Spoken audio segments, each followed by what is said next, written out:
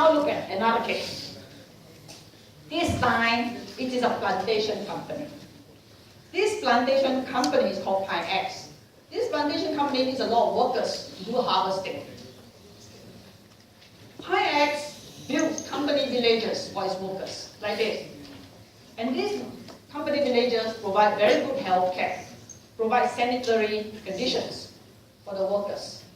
So Pine X tells its workers, all of you move into the villages. The worker says, no, we don't want to move into the company villages. We prefer to stay in our traditional villages. Pine says, why? The workers explain, it is very simple. In this village, my brother stays next door. My cousin stays over here. My cousin's cousin stays over there. After work, we all get together. During the weekends, we get together. We have a lot of fun. We eat together, we socialize, we keep our culture. Why would I want to go to here? I don't even know who is next to me. You could be from another tribe. They refuse to go. Hi, says, look, your villages like this have no sanitary facilities. At night, your goats and chickens all move in with you. Have you not heard about bird flu? Worker says no. We like this way. Okay, I says, you don't move in, fire. No more job. Is this paternalism? Yes. Why? You see here, Pine X is substituting its powers of judgment, what constitutes the workers' welfare. The workers like that kind of life. But to Pine X, having good sanitary facility is much better, is much more important. So here you can see what I said earlier, I know what's best for you. Pine X tells the workers, I know what's best for you, you move into here. Okay, so it's substituting its judgment about what constitutes somebody else's welfare. So that is paternalism.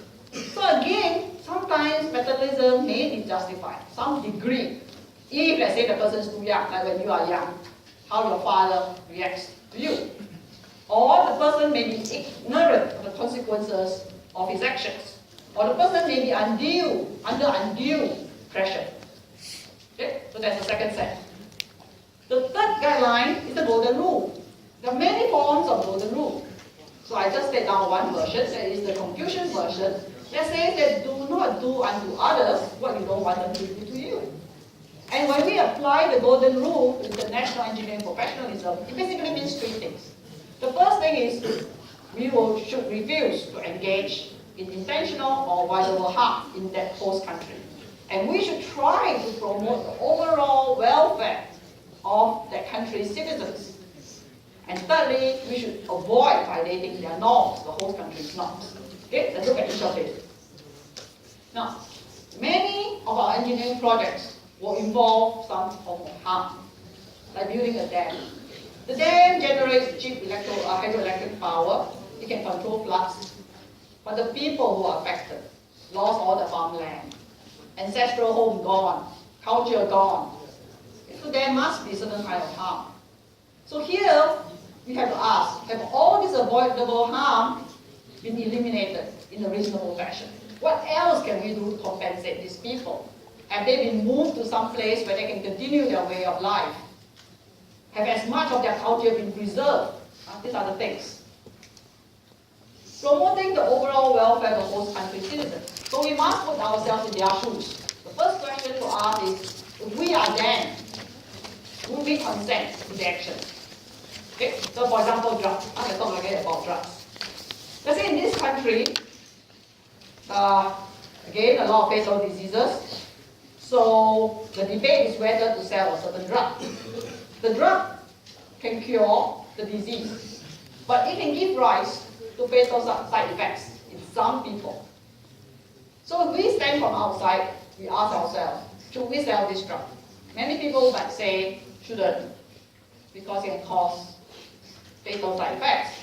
But if we are the citizen of that country, we may very well say, we want this drug, we want to make a choice, because maybe the number or the chances of getting this disease is very much higher than the chances of the side effect.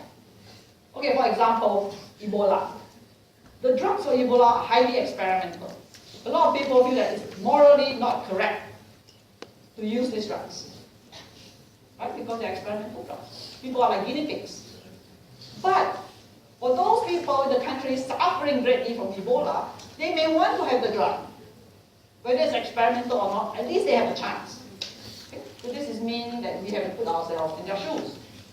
Okay, the last thing is about avoiding the violation of the host country norms. That means when we go to a host country, we must start with the assumption it is better to follow, unless there's good reason not to.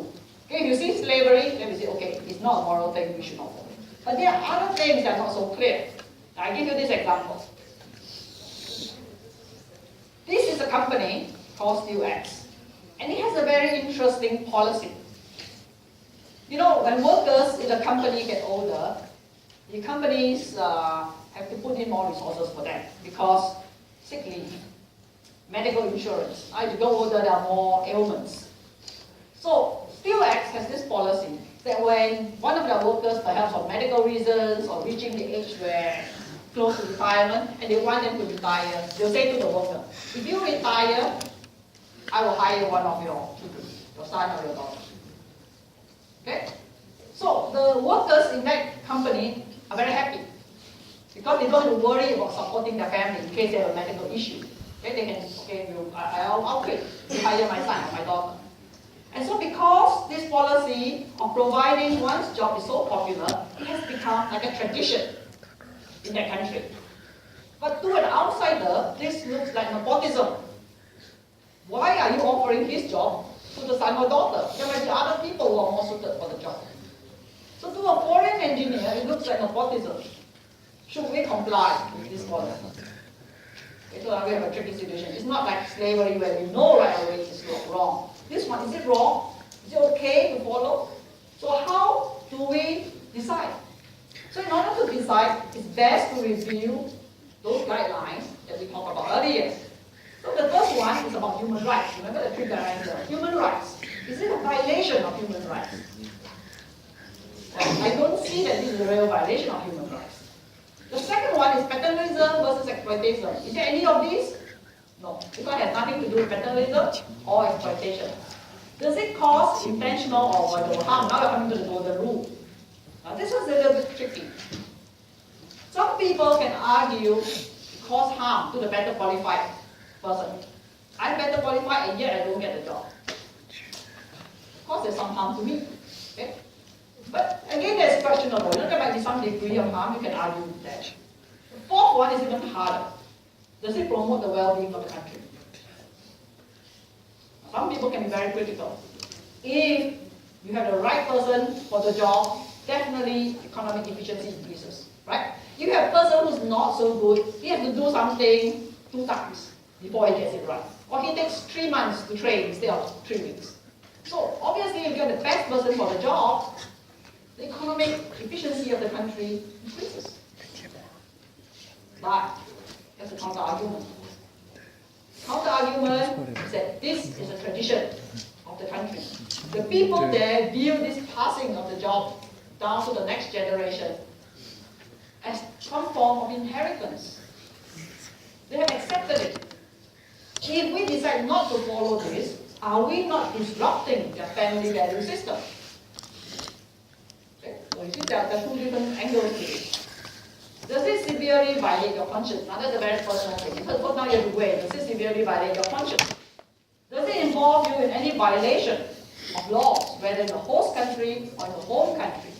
Right? In the host country, definitely not, because this is well accepted, they all like it. In the home country, there's no such thing, so you don't have to worry about it. So now, should we follow or should we not follow? So basically, the question now comes down to this policy may not contribute maximally to the economic development of the country and may cause some injustice to better qualified people. But other than that, is there anything seriously wrong with this? Now, if we cannot find anything seriously wrong with this, then we should follow this practice. Okay, that's pretty much what it says here. Okay, I think we can take a 5-minute break and then we come back and look at corruption.